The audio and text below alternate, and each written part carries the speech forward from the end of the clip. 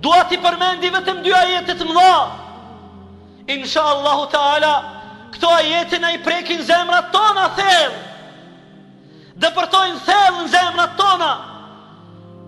Allahu Dhul Jalal në ajetin 31 prej surës Nur thot, bën thirrje: "Wa tubu ila Allahi jami'an ayyuhal mu'minun la'allakum tuflihun."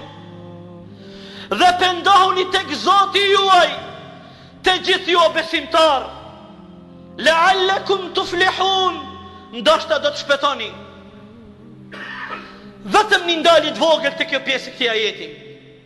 Ky ajet ka zbritur në Medinë, që do të thotë Allahu I drejtohet sahabeve pas imanit, pas gjihadit, pas sabrit të tyre, pas shumë aty nevojtjeve, pas hijretit, krejt këtë kontribut të madhe dhanë, Allahu po I thirr: "Tubu ila Allahi jami'an." Pendohuni dhe kthehuni tek Allahu të gjithë, ejuhel mu'minun, o ju besimtar, me thirrje të besimit. Nuk po flasim për muslimant që janë shumë gjunohe, nuk po flasim për muslimant me emën.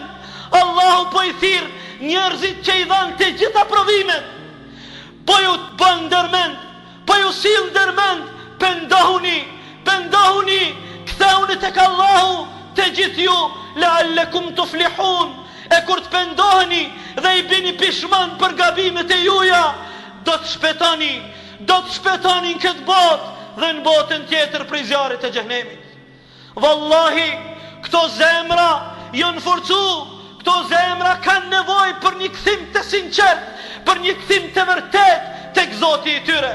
Jemi lodh prej gjunohave që 11 muj, jemi lodh, ibadetin po e bojmë me dembellok, ibadetin po e bojmë me plot prites. Atëherë është dhuratë e Allahut Dhul Jalal, muji I cili po na vjen, muji I rahmetit, muji I hajrit, muji I punëve të mira. Le t'i flasim zemrave dhe shpirtave tonë, të kthehemi tek Zoti ynë, të pendohemi, mirë po gjithsesi në hijen e hadithit tonë për Allahun, çdo gjë që e lën, leje për Allahun, sa Allah do të kompenzon ty me shumë të mira. Edhe ajeti I dytë është ajeti 19 I surës Hujurat, ku Allahu thot: "Wa man lam yatub fa ulaika humudh zalimun." Ata të cilët nuk pendohen tek Allahu, ata janë zullumçar. Ky ajet njerëzit I ndan në 2 grupe, jo 3, vetëm në 2 grupe. Ata të cilët pendohen tek Allahu, edhe ata të cilët nuk pendohen tek Allahu.